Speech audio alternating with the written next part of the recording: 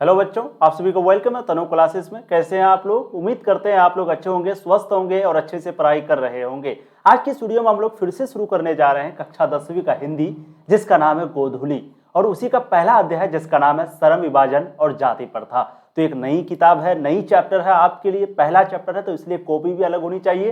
तो आप लोग अपना अलग अलग कॉपी बनाइए, अलग अलग उसमें हेडिंग दीजिए आज का श्रम विभाजन और जाति प्रथा। और आप सबको पता है हिंदी भी जो है आपका 100 मार्क्स का है, यानी कि जितना इंपॉर्टेंट आपके लिए साइंस है, जितना इंपॉर्टेंट आपके लिए मैथ है, सोशल साइंस है, उतना ही इंपॉर्टेंट आपके लिए हिंदी है। ठीक है, क्योंकि अगर आप अच्छा नंबर लाना चाहते हैं तो आपको हिंदी को भी, संस्कृत को भी, उर्दू को भी और नॉन हिंदी वाले जो है उनको भी अच्छे से पढ़ना पड़ेगा। ठीक है, तो ये भी आपका 100 मार्क्स का रखता है वेटेज। ठीक है ना, तो चलिए आज का हेडिंग दीजिएगा श्रम विभाजन और जाति प्रथा। अब ये जो चैप्टर है वो आप लोगों के लिए बहुत ही ज्यादा महत्वपूर्ण है, सिर्फ इस दृष्टि से नहीं कि एग्जाम में तो पूछा ही जाता है, लेकिन आप लोगों के लिए जो मोटिवेशन छोड़ता है ये चैप्टर, वो मुझे नहीं लगता है कि कोई ऐसा चैप्टर है जो कि आपको इतना मोटिवेट कर सकता है। क्योंकि एक ऐसा व्यक्ति जिनका नाम है भीमराव अंबेडकर, और ऐसा व्यक्ति आज से कई मतलब कि लगभग 125 साल पहले, जिस वक्त में ना मोबाइल था ना कुछ, मतलब कुछ भी नहीं था, एक स्लेट और पेंसिल लेकर के लोग पढ़ते थे, और उस वक्त में ये जो है पढ़ाई किए हैं इतनी मुसीबतों के साथ, इतनी दिक्कतों के साथ। अगर आप लोग इसका मुसीबत को, इसका दिक्कत को देख लेंगे तो 100% मैं गारंटी देता हूं कि आप भी पढ़ने के लिए लग जाएंगे। एक व्यक्ति है जिनका नाम है एपीजे अब्दुल कलाम, और एक व्यक्ति है डॉक्टर भीमराव अंबेडकर। इन दोनों को अगर आप सही से देख लेते हैं जिंदगी में, तो आप समझिए कि आप बेड़ा पार कर गए। जिंदगी में सक्सेस कंपलसरी है आपके लिए, है ना। तो देखिए आपका जो गोधूली है, याद रखिएगा, कक्षा 10वीं का हिंदी का किताब का नाम क्या है? गोधूली। उसी का पहला चैप्टर है श्रम विभाजन और जाति प्रथा। अब सबसे पहले हम लोग समझते हैं कि ये श्रम विभाजन और जाति प्रथा चैप्टर का नाम क्यों रखा गया। फिर आपको हम जो है भीमराव अंबेडकर के बारे में पूरी कहानी को बताने का प्रयास करेंगे, एक एक लाइन आपको समझाएंगे। ठीक है, और जितना भी इनका इंपॉर्टेंट सब्जेक्टिव क्वेश्चन बनता है ना, सारे प्रश्नों को हम लोग सॉल्व यहाँ पर करने वाले हैं। इसलिए आप लोग मेरी बातों को ध्यान से सुनिए, एकदम आराम से मोबाइल को सामने में रख करके देखिए, और कॉपी कलम निकाल लीजिए, सारा पॉइंट को लिखते हुए चलिए, मेरे साथ साथ सब कुछ लिखते हुए चलिए, क्योंकि सारा आपके लिए इंपॉर्टेंट है, कोई भी कंजूसी नहीं करना है। ठीक है, चलिए तो देखिए बात करते हैं सबसे पहला कि इस चैप्टर का नाम श्रम विभाजन और जाति प्रथा क्यों पड़ा। तो देखिए श्रम विभाजन का जो मतलब होता है, श्रम का मतलब होता है मजदूर, है ना। श्रम का मतलब क्या होता है? मजदूर, यानी कि जो लोग मजदूरी करते हैं उनको श्रम कहा जाता है, फिर श्रमिक कहा जाता है। अच्छा, उनको जो वेतन मिलता है उनको श्रमिक कहा जाता है। विभाजन का मतलब होता है बंटवारा, विभाजन का मतलब होता है बंटवारा। और जाति प्रथा का मतलब तो आप समझते हैं, जाति का मतलब, जाति प्रथा का मतलब जैसे कोई लोहार हुआ, कोई सुनार हुआ, कोई बढ़ई हुआ, लकड़ी का काम करता है उसको बढ़ई बोलते हैं, लोहा का काम करता है उसको लोहार बोलते हैं, सोना चांदी का काम करता है उसको सुनार बोलते हैं। तो ये जाति है उनका, है ना। सुनार, लोहार, बढ़ई, ये क्या है? जाति है। और तो यहाँ पर चैप्टर का नाम रहा मजदूर, बंटवारा और जाति। इसका मतलब जाति के आधार पर जो लोगों का काम को बांट दिया गया है उसी को कहा जाता है श्रम विभाजन, जाति प्रथा के आधार पर, यानी कि जाति के आधार पर। जैसे अगर वो बढ़ई में पैदा हुआ है तो वो क्या करेगा? लकड़ी का ही काम करेगा। अगर वो सुनार, लोहार वाले खानदान में पैदा हुआ है तो वो लोहा वाले ही काम करेगा। अगर वो सुनार में पैदा हुआ है तो वो सोना वाला ही काम करेगा। ये क्या है? जाति है, और जाति के आधार पर लोग काम करते हैं। अगर वो सुनार वाले खानदान में पैदा हुआ है तो वो लोहार वाला काम नहीं कर सकता है, जो कि बहुत बड़ा गलती है ना, जो कि बहुत बड़ा दिक्कत है आज भी इस समाज में। तो देखिए भीमराव अंबेडकर ऐसे व्यक्ति थे जो कि इनको जाति से ना, जातिवाद से बहुत नफरत था इनको। ये जाति वगैरह को बिल्कुल नहीं मानते थे। ये चाहते थे कि सबको बराबर का अधिकार मिले, क्योंकि वहां से जो लोग आता है तो वो थोड़े। अच्छा एक बात बताइए, सिंपली बताइए, कोई सुनार है, कोई लोहार है। अब मान लेते हैं उनको सुनार बनना है लेकिन वो पैदा हो गया लोहार में, तो इसमें उस व्यक्ति का क्या गलती है? आप समझ रहे हैं ना मैं जो कहना चाहता हूं। मान लेते हैं हम जो है लकड़ी का काम करना चाहते हैं, लेकिन हम पैदा हो गए हैं सुनार वाले खानदान में, तो आप ये बताइए कि अब हमको सोना ही करना पड़ेगा। लेकिन हमको अगर मन है लकड़ी का काम करने का, या फिर हमको मन है इंजीनियर बनने का, या फिर हमको डॉक्टर बनने का मन है, तो क्या मैं नहीं बन सकता हूँ? क्यों नहीं बन सकता? क्योंकि जातिवाद के आधार पर इसमें मेरी क्या गलती है? क्या मैं पैदा होना चाहता था? मैं तो डॉक्टर की वहीं पैदा होता अगर मेरा बस चलता तो, है ना। तो ये गलती तो हम लोगों का नहीं है कि नहीं? तो वही चीज, तो ये जो भीमराव अंबेडकर की है ना, तो वो हर चीज को मतलब कि जातिवाद के बहुत ज्यादा खिलाफ थे। इसलिए इन्होंने जितनी भी रचना करी, जितनी भी किताबें लिखी, जहां भी ये भाषण देते थे, ज्यादातर जो है वो मतलब जातिवाद के खिलाफ ही भाषण देते थे। जातिवाद गलत चीज है, इसी चीज को वो प्रूफ करते थे। ठीक है, इस व्यक्ति के बारे में आप एक वर्ड में कहें तो एक बार क्या हुआ था, अंग्रेज जो है ना कानून की किताब को जला दिया था, है ना। तो ये इतना दिमाग है इनके पास, इतना दिमाग है कि ये पूरे कानून की किताब को लिख दिया। समझ सकते, पूरे कानून की किताब को, है ना। और ये डॉक्टर भीमराव अंबेडकर यानी कि बाबा साहब भीमराव अंबेडकर जो है, जैसे आज के दिन हम लोग क्या करते हैं, मैट्रिक करेंगे, मैट्रिक के बाद इंटर, इंटर के बाद आईएससी या आईए या फिर बीए, और उनके बाद पढ़ाई छोड़ देते हैं, यानी कि ग्रेजुएशन कंप्लीट होते होते छोड़ देते हैं। लेकिन मालूम है ये क्या करता है, ये ग्रेजुएशन करने के बाद यानी कि बीए या फिर बीएससी करने के बाद फिर एमए करता है, फिर एमए करने के बाद फिर पीएचडी करता है। और जानते हैं पीएचडी कितना करता है, एक सब्जेक्ट में पीएचडी नहीं, टोटल 3 बार पीएचडी करता है, 3 सब्जेक्ट में पीएचडी करता है। लोग एक सब्जेक्ट में अगर पीएचडी करते तो कमाल की बात है, लेकिन ये 3 बार पीएचडी करता है अलग अलग सब्जेक्ट में, वो भी यहाँ से नहीं, इंडिया के बाहर से, अब बहुत बड़े बड़े यूनिवर्सिटी से। तो समझ सकते हैं एक वैसा व्यक्ति जिनको रूम में बैठने के लिए नहीं दिया जाता था, जिनको साथ में बैठ करके पढ़ने के लिए नहीं दिया जाता, क्लास में बैठने के लिए नहीं दिया जाता, वो बाहर में बैठ करके पढ़ते थे, और वो व्यक्ति इतना आगे तक जा सकता है, तो आप लोग क्यों नहीं, है कि नहीं। तो चलिए, तो चैप्टर का नाम आपको समझ में आ गया, श्रम विभाजन और जाति प्रथा, यानी कि जाति के आधार पर जो काम का बंटवारा होता है, जैसे सुनार है तो वो सोना का ही काम करेगा, लोहार है तो लोहा का ही काम करेगा। ये है चैप्टर का नाम। और ये क्या है, एक निबंध है। पूछा जा सकता है कि बताइए श्रम विभाजन और जाति प्रथा जो है वो क्या है, तो वो एक निबंध है। क्या है, एक निबंध है जो कि लिखा गया है डॉक्टर भीमराव अंबेडकर के द्वारा, यानी कि बाबा साहेब भीमराव अंबेडकर जो है इनके लेखक है, ठीक है, श्रम विभाजन और जाति प्रथा के। अब हम लोग इनका कुछ परिचय को देख लेते हैं, बहुत इंपॉर्टेंट है आपके लिए। फिर इनके बाद इनका जो भी इंपॉर्टेंट क्वेश्चन आंसर बनेगा उन सारी चीजों को एक एक करके देखेंगे, ठीक है। देखिए, डॉक्टर भीमराव अंबेडकर जो है ये सबसे पहले इनकी जो पैदाइश है वो महू में, मध्य प्रदेश में एक महू नाम का जगह है, वहीं पे इनका पैदाइश हुआ था। कब हुआ था, 14 अप्रैल 1891 को, याद रखिएगा 14 अप्रैल 1891 को डॉक्टर भीमराव अंबेडकर का पैदाइश हुआ था। एक दलित परिवार में हुआ था, और दलित के बारे में तो आप सबको पता ही है, अभी भी आज के दिन भी लोग जो है वो दलित को अपने बगल में बैठने के लिए नहीं देते हैं। अगर एक गिलास से आप पानी पी लिए, दलित अगर पी लिया तो उस गिलास को जूठा हो गया तो अब उस गिलास में दोबारा पानी नहीं पिएगा, उसके बगल में नहीं बैठेगा, उसके साथ नहीं खाएगा, बगल में बैठने के लिए नहीं दिया जाएगा, घर में घुसने के लिए नहीं दिया जाएगा। दलित के साथ इस तरह का अत्याचार आज के दिन भी देखने को मिलता है ना। तो भीमराव अंबेडकर जो है वो भी दलित परिवार से थे, इसलिए उनको क्लास में कभी भी बैठने के लिए नहीं दिया जाता। आज अगर हम लोगों को क्लास में बैठने के लिए नहीं दिया जाए तो हम लोग लगता है पढ़ाई छोड़ देंगे, बट ये व्यक्ति वैसा नहीं थे। ये व्यक्ति ऐसा निकल गए कि पढ़ाई तो दूर की बात है, ऐसा पढ़ाई कर ली कि जो क्लास में बैठने के लिए दिया जाता है ना वो भी उतना नहीं कर पाता है ना। अब मैंने बताया ना कि कानून की किताब को, जो कॉन्स्टिट्यूशन ऑफ इंडिया है, इसको क्या कहा जाता है, संविधान का पिता कहा जाता है। याद रखिएगा, डॉक्टर भीमराव अंबेडकर को संविधान का पिता कहा जाता है। इन्होंने संविधान की किताब लिखी। तो ये ऐसे व्यक्ति थे कि कानून की किताब को जला दिया लेकिन ये पूरा लिख दिया, अंग्रेजों के द्वारा जला दिया लेकिन ये फिर से दोबारा लिख दिया उनको पूरा। समझ सकते हैं कितनी मेमोरी पावर है इनकी, है ना। तो डॉक्टर भीमराव अंबेडकर की जो पैदाइश है वो 14 अप्रैल 1891 ईस्वी को हुआ था। कहाँ पर, महू मध्य प्रदेश में हुआ था, और एक दलित परिवार में हुआ था, ठीक है, एक दलित परिवार में। और इनका मृत्यु कब हुआ था, दिसंबर 1956 में। दिसंबर 1956 में कहाँ पर, दिल्ली में। तो याद रखिएगा दिसंबर 1956 में इनका मृत्यु हुआ था। और हम लोगों का देश जो है 1947 में आज़ाद हुआ, है ना। फिर कानून वगैरह लागू होते होते 1950 में लागू हुआ फाइनली। 26 जनवरी कानून कब लागू हुआ है, 26 जनवरी 1950 को हम लोगों का यानी कि भारतीय कानून लागू हुआ है, ठीक है। तो उनके बाद जस्ट ये 6 साल रहे और दिल्ली में फिर इनकी मृत्यु हो गई। तो याद रखिएगा महीना कि दिसंबर के 1956 में डॉक्टर भीमराव अंबेडकर की मृत्यु हो गई थी। और जन्म जो है वो 14 अप्रैल 1891 ईस्वी को महू मध्य प्रदेश का एक जगह है, वहीं पे इनका हुआ था, एक दलित परिवार में, ठीक है। अच्छा, ये जो जाति के महार थे जिसको हम लोग डोम कहते हैं, और आप सबको पता है डोम के बारे में हम लोगों के दिमाग में क्या आता है। डोम यानी कि वो कचरा साफ करेगा, डोम यानी कि वो गंदगी साफ करेगा। इस तरीके का आज भी हम लोगों के दिमाग में चलता है, सही बता रहा हूँ। आज भी समाज में ऐसे ऐसे लोग हैं, हम लोग पढ़ लिख चुके हैं, हम लोग इतना ज्ञान के फील्ड में, एजुकेशन के फील्ड में, शिक्षा के फील्ड में हम लोग इतना आगे जा चुके हैं, लेकिन आज भी हम लोग जो है क्या बताएं, मतलब इन चीज़ों के बारे में ऐसे सोचते हैं, लेकिन नहीं सोचना चाहिए। कोई भी व्यक्ति है, अब डोम हो जो भी हो, लेकिन क्या वो पढ़ना चाहे, पायलट बनना चाहे, इस प्रकार जैसे अब डॉक्टर भीमराव अंबेडकर है, अगर हम लोग इसको ये अगर नहीं पढ़ता तो क्या इस प्रकार का संविधान बनता, मुझे तो नहीं लगता है। इतने खतरनाक व्यक्ति थे ये, क्या बताऊं इनके बारे में, है ना। तो बहुत ये है। एपीजे अब्दुल कलाम के बारे में भी आपको कभी सुनाएंगे कि ये भी व्यक्ति ऐसे थे कि पेपर बेच करके पढ़ाई किया, है ना। एक बहुत ही मिडिल क्लास फैमिली से, ये तमिलनाडु के थे और बहुत ही मतलब छोटे परिवार से थे, और मिसाइल मैन, भारत को मिसाइल दे दिया, भारत परमाणु शक्ति देश बना दिया। समझ सकते हैं, इतना शक्तिशाली देश बना दिया। साथ ही साथ राष्ट्रपति वगैरह तो चलो बना ही बना, और क्या ही बनाया आगे इसके बारे में बताएंगे, ठीक है।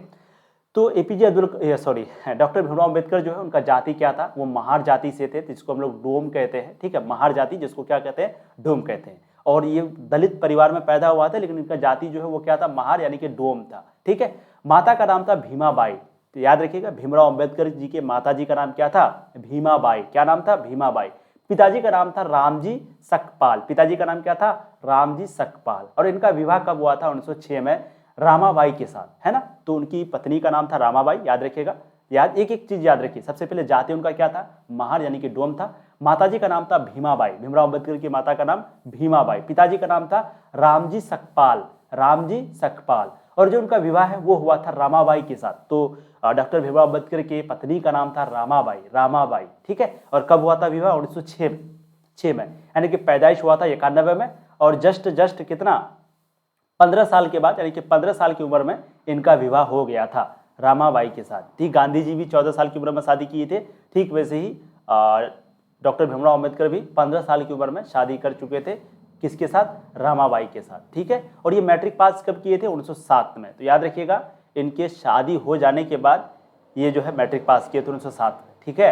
हम लोग अभी मैट्रिक का आप लोग एग्जाम देने वाले हैं, लेकिन उस वक्त में ये शादी कर चुके थे। अब बहुत सारा आगे इसके पीछे भी बहुत सारी कहानी है, क्योंकि ये किस लिए किए, ठीक है, और क्या था नहीं था, उसको आगे साइड करते हैं। तो इनका विवाह आपको याद रखना है कि 1906 में इसका विवाह हुआ था, और उसके 1 साल के बाद इन्होंने मैट्रिक का एग्जाम दिया था। पैदाइश 1891 में हुआ था, विवाह 1906 में हुआ था, और मैट्रिक पास इन्होंने 1907 में किया था, ठीक है। और विवाह किसके साथ हुआ था? रामाबाई। उनकी पत्नी का नाम रामाबाई, माताजी का नाम भीमाबाई, पिताजी का नाम रामजी सकपाल, ठीक है ना। चलिए, अब हम लोग उनकी शिक्षा के बारे में बात करते हैं, यानी कि डॉक्टर भीमराव अम्बेडकर की शिक्षा के बारे में बात करते हैं, ठीक है।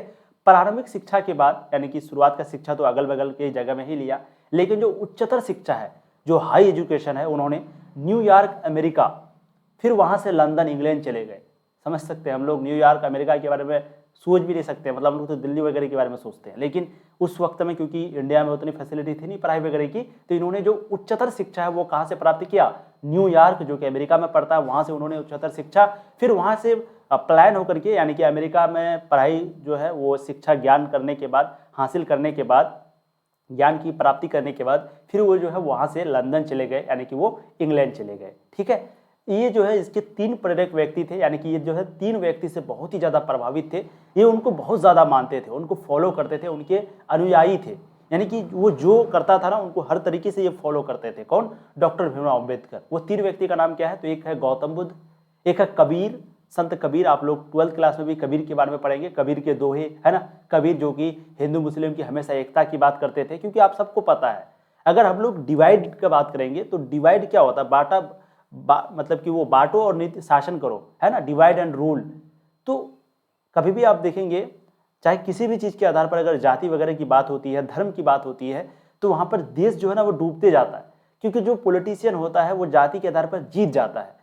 वो जब आसानी से जीत सकता है, जाति के आधार पर जीत सकता है, तो वो काम क्यों करेगा? आप ही लोग बताइए, है ना। तो हम लोगों को, जैसे अंग्रेज जो है वो बिल्कुल जातिवाद खेला भारत में, जातिवाद खेल के हिंदू मुस्लिम दंगा करके, इस जाति को उस जाति से लड़ा करके 200 साल तक यहाँ पर राज किया, ठीक है। आज भी कई ऐसे पार्टी है जो कि ऐसा काम करता है, जातिवाद के आधार पर। आप एजुकेशन के आधार पर, इस तरीके के आधार पर अगर आप काम करते हैं तो फिर जो देश है वो और ज़्यादा विकास करेगा, है ना। तो ये जो भीमराव अम्बेडकर है, ये इसी चीज़ के खिलाफ थे, बहुत ज़्यादा खिलाफ थे वो। मतलब तो वो तो चाहते ही नहीं थे कि मतलब ऐसा कुछ हो, जाति वगैरह हो भी, क्यों ही ऐसा सिस्टम है, ये ऐसे व्यक्ति थे, है ना। इसीलिए इन्होंने जो है बाद में हिंदू धर्म को छोड़ दिया था, क्योंकि जातिवाद बहुत ज़्यादा था। और ये भी जो है बौद्ध धर्म को अपना लिया था, है ना। तो इनके 3 प्रेरक व्यक्ति थे, एक का नाम था बुद्ध, और एक का नाम था कबीर, संत कबीर, और एक का नाम था ज्योतिबा फूले। क्या नाम था? ज्योतिबा फूले। तो ये जो है इनके 3 प्रेरक व्यक्ति थे, यानी कि इनसे जो है ये बहुत ही ज़्यादा प्रभावित थे, इनको ये बहुत ज़्यादा मानते थे, ठीक है। इनके द्वारा कुछ प्रसिद्ध रचना करी गई है, यानी कि इन्होंने कई किताबें लिखी है, कई रचना की है इन्होंने, है ना। तो उनमें से कुछ रचना जो कि हम आपको बताना चाहेंगे, और याद रखिएगा ये जितना भी रचना है वो सभी इंपॉर्टेंट है। जैसे सबसे पहला है जेनेसिस एंड डेवलपमेंट, जहाँ पर वही धर्म जाति के ये सब चीज़ के आधार पर बात होती है कि ये सब चीज़ नहीं होनी चाहिए, डेवलपमेंट के वगैरह के बारे में बात होती है ना। द अनटचेबल्स, याद रखिएगा, प्रसिद्ध रचना में जो सबसे पहली रचना है डॉक्टर भीमराव अम्बेडकर के द्वारा जो पहला लिखा गया है वो है जेनेसिस एंड डेवलपमेंट। दूसरा है द अनटचेबल्स, क्या है? The untouchables. और तीसरा है हु आर दे, ये सभी इंग्लिश में नाम लिखा हुआ है ना, इंग्लिश में, हु आर दे। फिर चौथा है हु आर शूद्रराज। अच्छा, ये जो किताब है ना, हु आर शूद्रराज, ये शूद्र जाति के बारे में, आप सबको पता होगा। टोटल वर्ण व्यवस्था टोटल 4 प्रकार का होता है। एक होता है ब्राह्मण, जो कि सबसे ऊंची जाति होता है, जो कि पूजा पाठ कर सकता है, कोई भी काम कर सकता है। उसके बाद एक होता है ये मैं भी भूल रहा हूँ, टोटल 4 होता है, एक शूद्र होता है, एक वैश्य होता है, एक ब्राह्मण होता है और एक होता है क्षत्रिय, है ना। तो देखिए सबसे पहले ब्राह्मण होता है, ब्राह्मण के बाद क्षत्रिय होता है। क्षत्रिय का काम क्या होता है कि वो युद्ध वगैरह लड़ेगा, रक्षा वगैरह करेगा, है ना। तो ब्राह्मण से थोड़ा नीचे होता है क्षत्रिय। फिर क्षत्रिय के बाद होता है वैश्य। वैश्य भी जो है थोड़ा बहुत उससे नीचे होता है, यानी कि दोनों से नीचे होता है, ब्राह्मण से भी और क्षत्रिय से भी। और जो शूद्र होता है वो सबसे नीचे होता है, यानी कि वो चौथा पोजीशन में आता है। और शूद्र का काम क्या होता था, शूद्र का काम होता था इन तीनों का सेवा करना, मतलब ब्राह्मण का भी, क्षत्रिय का भी और वैश्य का भी। टोटल 4 प्रकार का वर्ण होता है, तो इन तीनों का सेवा करना। और इसको कहा जाता था, यानी कि ब्राह्मण को कहा जाता था कि ये जो है सर से मुख से निकला है, मुख से। और शूद्र को कहा जाता था कि ये पैर से निकला है, यानी कि इनको बहुत ज्यादा इनको अत्याचार होता था इन पर। और ये लोग जो शूद्र जाति के होते थे वो सेवा करते थे सिर्फ, उसको कोई भी चीज़ का अधिकार नहीं था। वो किसी भी बगल में नहीं बैठ सकते थे, पानी नहीं पी सकते थे, उसके बगल में उसके गिलास में जूठा कर देते थे तो उनको बोला जाता था। वो गांव में नहीं रह सकते थे। शूद्र के साथ बहुत तरह का अत्याचार होता था, है ना। तो इन्होंने जो है हु आर शूद्रराज में, यानी उन लोगों के बारे में एक किताब लिखा जिसका नाम रखा गया हु आर शूद्रराज। फिर इन्होंने द कास्ट इन इंडिया, यानी कि वही जाति के बारे में, भारत में जो जातिवाद है इनके बारे में इन्होंने बहुत ही अच्छे से लिखा, है ना। तो इनके द्वारा, यानी कि डॉक्टर भीमराव अम्बेडकर के द्वारा बहुत सारी किताबें लिखी गई है, जिनमें जो कुछ इंपॉर्टेंट है जैसे genesis and development, the untouchables, who are they, who are Shudras, the caste in India, the caste system in India. इन सारी किताबों को डॉक्टर भीमराव अम्बेडकर के द्वारा लिखा गया है। अच्छा, भीमराव अम्बेडकर के द्वारा वैसे तो कई भाषण दिया गया जो कि बहुत ही ज़्यादा मशहूर है, बहुत ही ज़्यादा विख्यात है, लेकिन उनमें से एक भाषण है जिसका नाम है एनिहिलेशन ऑफ कास्ट। क्या नाम है? Annihilation of caste. ये एक भाषण है, किसके द्वारा दिया गया है? डॉक्टर भीमराव अम्बेडकर के द्वारा, है ना। और ये जो एनिहिलेशन ऑफ कास्ट है ये बहुत ही ज़्यादा विख्यात भाषण है, आप कह सकते हैं बहुत ही ज़्यादा फेमस है, एनिहिलेशन ऑफ कास्ट। इसका हिंदी में अर्थ क्या होता है? जाति भेद का उच्छेद, यानी कि वही जाति के आधार पर जो जातिवाद है, जो हम लोग भेदभाव करते हैं कि तुम ये है, तुम वो है, हम ऊंचा जाति हैं, तो इस तरीके का जो भेदभाव करते हैं, तो उस चीज़ों के बारे में, इसको कैसे खत्म किया जाए, ये क्यों है, इन सभी चीज़ों के बारे में एनिहिलेशन ऑफ कास्ट में भीमराव अम्बेडकर जो है भाषण देते हैं, इन सभी चीज़ों के बारे में कहते हैं, है ना। और ये जो एनिहिलेशन ऑफ कास्ट है, नाम से ही पता चलता होगा, ये आपका इंग्लिश में लिखा हुआ था, है ना, यानी कि इंग्लिश भाषा में, इंग्लिश लैंग्वेज में इस किताब को लिखा गया था। कौन सी किताब को? एनिहिलेशन ऑफ कास्ट को। किसके द्वारा लिखा गया था? डॉक्टर भीमराव अम्बेडकर के द्वारा। अच्छा, भाषण दिया गया था, सॉरी, एनिहिलेशन ऑफ कास्ट क्या भाषण है जो कि इंग्लिश में दिया गया था, है ना। लेकिन इसका जो हिंदी में अनुवाद है, यानी कि क्योंकि बहुत सारे लोग ऑब्वियसली बात है इंग्लिश नहीं जानते हैं, तो इनका जो हिंदी में अनुवाद है वो किसके द्वारा किया गया था? ललई सिंह के द्वारा। ठीक है, तो याद रखिएगा, एनिहिलेशन बहुत इंपॉर्टेंट है। एनिहिलेशन ऑफ कास्ट जो है उनका जो हिंदी में अनुवाद है वो किया गया था ललई सिंह के द्वारा। किसके द्वारा? ललई सिंह के द्वारा। ठीक है, चलिए। अच्छा, यह भाषण जो है वो जाति पाति तोरक मंडल के वार्षिक सम्मेलन के अध्यक्षीय भाषण के रूप में तैयार किया गया था। ये जो एनिहिलेशन ऑफ कास्ट है वो किसके आधार पर? तो वो जाति पाति तोरक मंडल जो कि लाहौर में हो रहा था, एक सम्मेलन हो रहा था 1936 में, तो वहीं पे जो है अध्यक्ष भाषण के रूप में इसको तैयार किया गया था, एनिहिलेशन ऑफ कास्ट भाषण को, स्पीच को। ठीक है, उन्होंने स्वदेश में वकालत भी की और वो वकील भी थे, याद है, जैसे गांधी जी वकील थे और ये भी एक वकील थे। ठीक है, तो वो क्या थे? स्वदेश में वकालत भी किए थे। ठीक है, अंबेडकर के अनुसार जाति प्रथा समाज को तोड़ती है, ये कैसा रूढ़ पूर्वाग्रह है जो समाज को और लोकतंत्र को भी नष्ट कर दे। यानी कि अंबेडकर जी का कहना है कि जो जाति प्रथा है, ये जाति प्रथा का जो सिस्टम है वो क्या करता है? वो समाज को तोड़ता है, वो डेवलप होने को रोकता है, वो विकास होने के लिए नहीं देता है। जातिवाद इतना खराब चीज है, आप यूं समझ सकते हैं कि जैसे दो जाति है, ठीक है। अच्छा, जाति अलग चीज होता है, एक रिलीजन अलग चीज होता है। धर्म मतलब जैसे हिंदू, मुस्लिम, सिख, ईसाई। जाति मतलब जो हिंदू के धर्म के अंदर, मुस्लिम धर्म के अंदर भी बहुत सारे जाति भी है, हिंदू धर्म के अंदर भी है। तो हिंदू धर्म के अंदर के बारे में यहाँ पर हम लोग बात कर रहे हैं। जैसे उसके अंदर कोई ब्राह्मण है, तो कोई यादव है, कोई और बहुत तरह का जाति है, ठाकुर है कोई, है ना। तो इससे क्या होता है, लोग जो है बहुत ज़्यादा गलत सिस्टम है ना। लोग शासन जब करने के लिए आते हैं तो मान लेते हैं ज़्यादा वोट जो है वो ब्राह्मण का है, तो अब हम क्या करेंगे? शासन करने के लिए ब्राह्मण की तरफ से अच्छी अच्छी बातें बोलेंगे, है ना, और उन लोगों के खिलाफ बोलेंगे। किनके खिलाफ? जो ब्राह्मण नहीं है, यानी कि यादव के खिलाफ और किसी के खिलाफ। इससे क्या होगा कि जब हम उन लोगों के खिलाफ बोलेंगे तो जो ब्राह्मण है वो मेरी तरफ आ जाएगा, और जब मेरे तरफ आ जाएगा फिर हम शासन करेंगे, है ना। वैसे ही ठीक होता है हिंदू मुस्लिम के बारे में। अब मेजोरिटी देखा जाता है कि ज़्यादा संख्या किसका है? हिंदू पॉपुलेशन का है। अब हमको क्या करना चाहिए? तो हमको जो है हिंदू के साथ रह करके मुस्लिमों के खिलाफ या अन्य जाति के खिलाफ बोलना चाहिए। इससे क्या होगा? जब उसके खिलाफ बोलेंगे तो ये लोग मेरा ज़्यादा सपोर्ट करेगा, मेजोरिटी है ना। ऐसा होता ही है सिस्टम, है ना। जैसे 4 भाई है, 4 भाई में मान लेते एक भाई अलग है, 3 भाई अलग है, तो हम क्या करेंगे, 3 भाई की तरफ चलेंगे, हाँ वो तो गलत है, सही में तुम लोग तीनों सही हो भाई, वो गलत है, तो वो तीनों मेरा साथ होगा, वो अकेला अलग होगा, अब हम लोग मिल करके उसको खत्म कर देंगे, उसको हरा देंगे, है ना। इस प्रकार का सिस्टम चलता है जो कि बहुत गलत है। हम लोगों को समझना चाहिए, हम लोगों को जागरूक होना चाहिए, क्योंकि हम लोग पढ़ाई करते हैं और वो अभी से ही हम लोग कर सकते हैं। ठीक है, तो भीमराव अंबेडकर के बारे में मैं तो आप लोग को यही सजेस्ट करूंगा कि एक बार इनके बारे में जरूर पढ़िएगा। बहुत ही खतरनाक व्यक्ति थे, बहुत ही मतलब कि आप समझ सकते हैं कि महापुरुष थे ये, है ना। इस प्रकार व्यक्ति सदियों में एक पैदा होते हैं ना, वैसे व्यक्ति थे डॉक्टर भीमराव अंबेडकर। ठीक है, उम्मीद करते हैं इनका जो परिचय है इनके बारे में, इनका जन्म 1891 में हुआ था, 14 अप्रैल 1891 में, मृत्यु 1956 में हुआ था। जाति इनके महार थे यानी कि डोम थे। पत्नी का नाम था रामाबाई, माताजी का नाम था भीमाबाई और उनके पिताजी का नाम था रामजी सकपाल, है ना। इनके 3 प्रेरक व्यक्ति थे, बुद्ध, कबीर और ज्योतिबा फुले। तो इनके बारे में आप अच्छे से समझ गए होंगे। उनके द्वारा एक भाषण जो दिया गया था वो क्या है, एनिहिलेशन ऑफ कास्ट, जिसका हिंदी में अनुवाद कौन किया था, ललई सिंह। ठीक है, चलिए अब हम लोग इनका जो भी इंपॉर्टेंट सब्जेक्टिव क्वेश्चन बनता है, सारांश वगैरह आप लोग बहुत ज़्यादा डिमांड करते हैं सर सारांश वगैरह करवाइए, तो उन सारी चीज़ों को एक एक करके अब हम लोग देखने वाले हैं। ध्यान से सुनिएगा और जितना भी चीज़ आपको करवाए सारा क्वेश्चन इंपॉर्टेंट है, तो प्लीज़ नोट करिएगा। ठीक है, देखिए लेखक किस विडंबना की बात करते हैं, विडंबना का स्वरूप क्या है। अब लेखक जो है वो किस विडंबना की बात करते हैं, विडंबना मतलब देखिए लेखक जो है जिस विडंबना की बात करते हैं वो है जातिवाद। इनकी विडंबना किस विडंबना की, किस टॉपिक पर बात करते हैं, तो लेखक यानी कि डॉक्टर भीमराव अंबेडकर जो है वो जातिवाद के बारे में बात करते हैं। भाई किसके बारे में, जातिवाद के बारे में।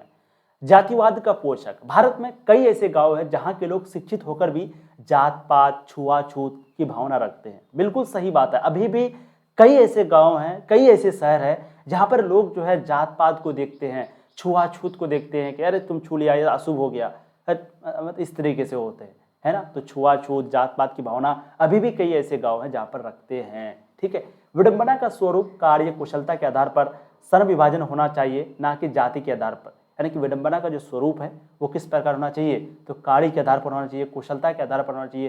तुम किस लायक हो, तुम अगर इंजीनियर बनने के लायक हो तो तुम इंजीनियर में जाओ, तुम अगर पैदा हुए लोहार में कोई बात नहीं, लेकिन तुमको टैलेंट क्या है, सोना बनाने का, तुम बड़ी लकड़ी का काम अच्छा कर सकते हो तो तुम लकड़ी वाला काम करो। इस प्रकार होना चाहिए, यानी कि काम के आधार पर, जिस काम को आप करते हैं उसके आधार पर हो सके तो बंटवारा होनी चाहिए, जातिवाद होनी चाहिए। लेकिन यहाँ पर क्या होता है, चाहे तुमको आता हो या नहीं आता हो, तुम्हारा जो जाति है वो पहले से फिक्स है। ठीक है, तो विडंबना का जो स्वरूप है वो कार्य और कुशलता के आधार पर श्रम विभाजन होना चाहिए। ये किसका कहना है, ये लेखक का कहना है, लेकिन डॉक्टर भीमराव अंबेडकर जी का कहना है ना। जाति के आधार पर नहीं होना चाहिए, किसके आधार पर होना चाहिए, या तो वो जो काम करता है, जो उनके अंदर एबिलिटी है, जो उनके अंदर योग्यता है, क्षमता है, उसके आधार पर उनका जो है विभाजन होना चाहिए, ना कि जाति के आधार पर। क्योंकि श्रम विभाजन जाति प्रथा का दूसरा रूप है। क्योंकि जो श्रम विभाजन है, जाति प्रथा तो एक है ही, है ना, उनका दूसरा रूप जो है वो क्या है, श्रम विभाजन है, यानी कि जो हम लोग बंटवारा करते हैं मजदूरों का। ठीक है, तो लेखक किसकी विडंबना करते हैं, तो लेखक जो है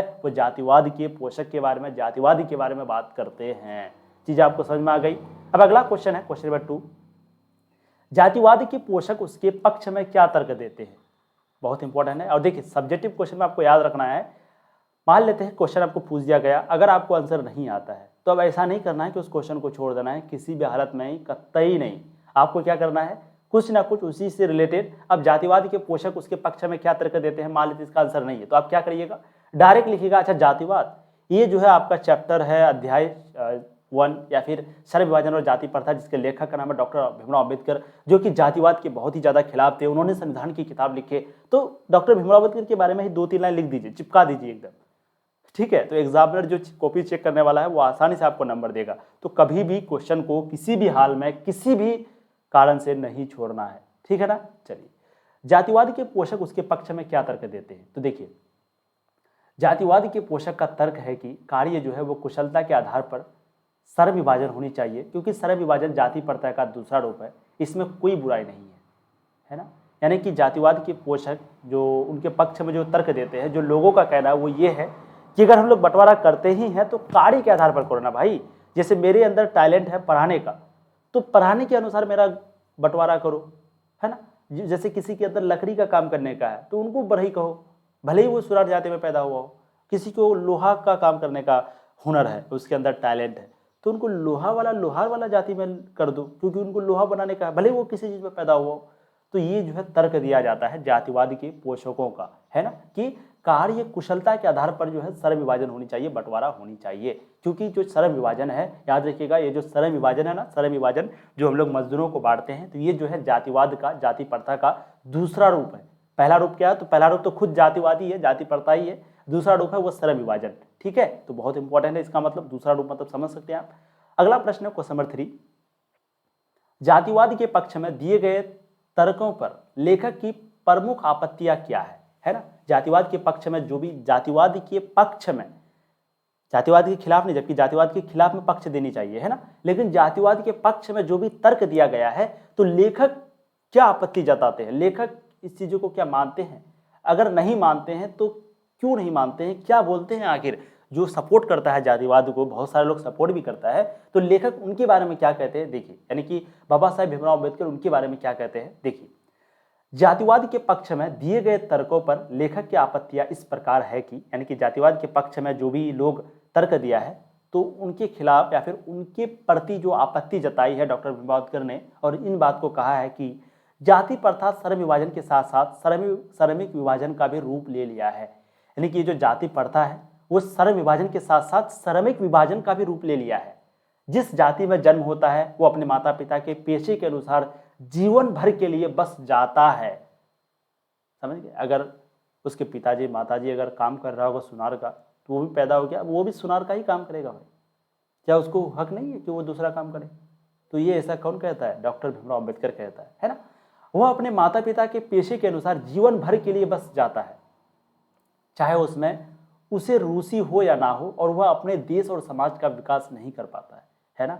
चाहे उसमें उसको रुचि हो, अच्छा यहाँ पर रुचि होगा, है ना, चाहे उसको उसमें रुचि हो या नहीं हो। मान लेते हैं आप किसी सुनार के खानदान में पैदा हुए और आपके माता पिता जो है वो सुनार का काम करता है, सोना वगैरह बनाता है, ज्वेलरी बनाता है, जवाहरात बनाता है ना, आभूषण बनाता है, लेकिन आपको वो पसंद नहीं है, आपको पढ़ना पसंद है, आपको लकड़ी का काम करने में ज़्यादा मजा आता है, आपको और भी बहुत सारे काम है वो करने में मज़ा आता है, तो क्या अब आप मजबूरी में वही करेंगे?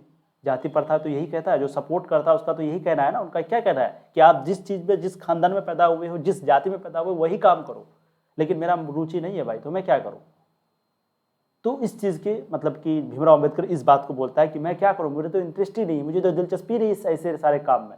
लेकिन जो लोग जातिवाद को सपोर्ट करते हैं, जाति प्रथा को सपोर्ट करते हैं, वो इसी चीज़ का तर्क देते हैं कि नहीं तो वो करना ही होगा बिना मतलब का। मेरी क्या गलती है भाई, मैं पैदा ही नहीं होता वहाँ पे, मेरा बस चलता। तो अगर मुझसे पूछा जाता है कि बताओ तुम कहाँ पैदा होना चाहते हो, तो मेरे अंदर वैसे तो उस वक्त टैलेंट है, लेकिन जो टैलेंट होता है उसके अनुसार मैं बोलता मैं यहाँ पैदा होना चाहता हूँ, है ना। तो उसमें उसकी रुचि हो या ना हो, और वो अपने देश और समाज का विकास नहीं कर पाता है भाई, बिल्कुल सही बात है। वो विकास कैसे करेगा जब उसको मनपसंद का काम ही नहीं मिलेगा? तो आप ही को कहेंगे कि जाइए आप कोदाल लीजिए और जाकर के दिन भर मजदूरी कीजिए, क्या हो पाएगा? नहीं हो पाएगा। हम लोग पढ़ रहे हैं तो हम लोगों को ऑब्वियसली बात है, हम लोग इंजीनियर बनेंगे, डॉक्टर बनेंगे, टीचर बनेंगे, और भी बहुत सारा एजुकेशन फील्ड में है उस वो काम करेंगे। क्या हम लोग जाएंगे उधर मजदूरी वगैरह करने? बाई चांस कुछ हो जाता है अलग बात है, लेकिन क्या हम लोग वही काम करने के लिए पढ़ रहे? नहीं। अगर वो काम करना होता तो पढ़ते ही नहीं, डायरेक्ट हम लोग चले जाते, है कि नहीं, थोड़ा बहुत पढ़ लेते, है कि नहीं। तो यही चीज़ है कि किसी पर आप नहीं ठोक सकते। आपको हम कहेंगे कि जाइए अभी आप जाइए और हल जोतिए जा करके, क्या हो पाएगा? नहीं हो पाएगा, है ना। बहुत सारे बच्चे बोलेंगे सर हो पाएगा, हो पाएगा। चलिए अगला प्रश्न है, जाति भारतीय समाज में श्रम विभाजन का स्वाभाविक रूप क्यों कही जा सकती है? जाति जो है वो भारतीय समाज में श्रम विभाजन का स्वाभाविक रूप क्यों नहीं कही जा सकती है? वन सेकेंड, चलिए हाँ, तो प्रश्न क्या था? अच्छा, वीडियो को लाइक जो नहीं किया लाइक कर दीजिए, अभी तक बोले नहीं है तो लाइक भी नहीं किए होंगे आप लोग।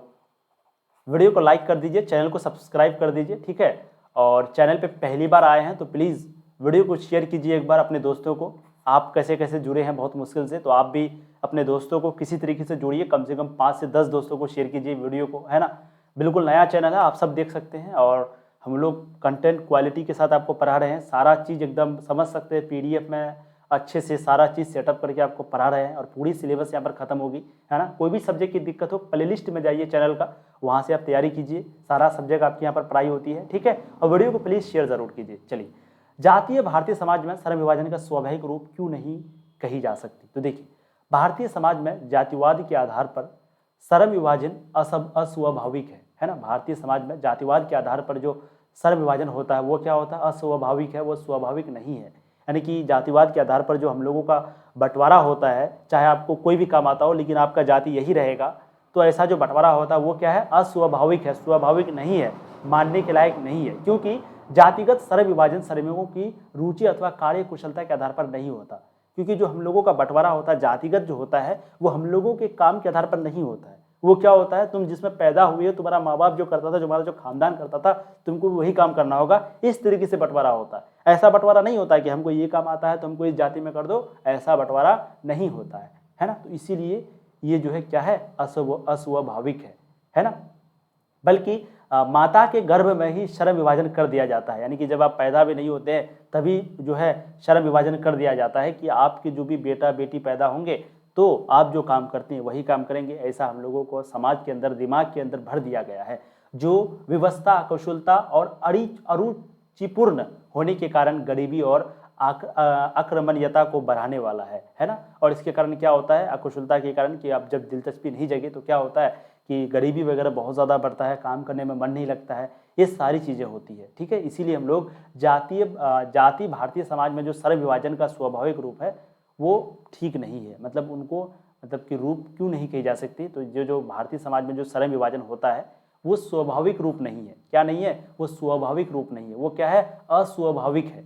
और क्यों है आप सबको पता है। स्वाभाविक अगर होता तो इसका मतलब है कि हम लोगों का जो जाति है काम के आधार पर होता है ना, जो हम काम करते उसके आधार पर जाति होता, तो इनको बोल देंगे कि हाँ भाई श्रम विभाजन का, भारतीय समाज में जो भी श्रम विभाजन का बंटवारा होता है वो बिल्कुल सही होता है। लेकिन यहाँ पर बंटवारा कैसे होता है, तो आप अभी कोख में ये पैदा भी नहीं हुए लेकिन आपका जो बंटवारा है वो हो चुका है, तो ये जो है क्या है, अस्वाभाविक है, इसलिए इसको हम लोग स्वाभाविक रूप नहीं मानते हैं। ठीक है, अगला प्रश्न है जो कि बहुत इंपॉर्टेंट प्रश्न है, ध्यान से देखिएगा, VVI लगा हुआ पहले से। जाति प्रथा पूछा गया प्रश्न, ठीक है, जाति प्रथा भारत में बेरोजगारी का एक प्रमुख और प्रत्यक्ष कारण कैसे बनी हुई है। बहुत इंपॉर्टेंट है, जो जाति प्रथा है आज के दिन वो बेरोजगारी का एक प्रमुख यानी कि बहुत बड़ा कारण है बेरोजगारी का, है ना। बेरोजगारी जो आज इतना बड़ा है भारत में, और पहले भी था, आज भी है, आज ज़्यादा है, बहुत चरम लेवल पर है। तो ये कैसे है, जाति प्रथा क्या रोल अदा करता है इसमें, जाति प्रथा क्या सच में जाति प्रथा कारण है बेरोजगारी का, तो बिल्कुल बहुत बड़ा कारण है बेरोजगारी का जाति प्रथा। वैसे बहुत सारा कारण है लेकिन एक जाति प्रथा भी जो है एक बहुत बड़ा कारण है जो आज के दिन इतना बेरोजगारी है उसके पीछे का, है ना। और ये डायरेक्ट कारण है, अप्रति इनडायरेक्टली नहीं कि हाँ ऐसा ऐसा किया था इसलिए वो हो गया, इसलिए हो गया, नहीं, ये डायरेक्ट जाति प्रथा डायरेक्ट कारण है। कैसे, देखिए, जाति प्रथा भारत में बेरोजगारी का एक प्रमुख और प्रत्यक्ष कारण है ना, एक प्रमुख और प्रत्यक्ष कारण है, क्योंकि मानव का जिस जाति में जन्म होता है वो अपने माता पिता के पेशे के अनुसार जीवन भर के लिए बंध जाता है ना। बहुत बड़ा कारण है ये जातिवाद का, जाति प्रथा का। क्यों कारण है, तो क्योंकि वो जिस माता पिता के पेशे के अनुसार, यानी कि जहाँ वो पैदा होता है उनके माता पिता का जो पेशा होता है, जो उनके माता पिता काम करते हैं, उसी के आधार पर जो पैदा होने वाला होता है उनका भी जो जीवन है उनको भी मतलब कि वही काम करना पड़ता है ना। उन्हीं के लिए जो है वो क्या होता है, बंध जाता है। वो मनपसंद कार्य करना, यानी कि वो मनपसंद का काम करना तो चाहता है लेकिन चाह करके भी नहीं कर पाता, जिस कारण वो अपने समाज और देश का विकास नहीं कर पाता है ना।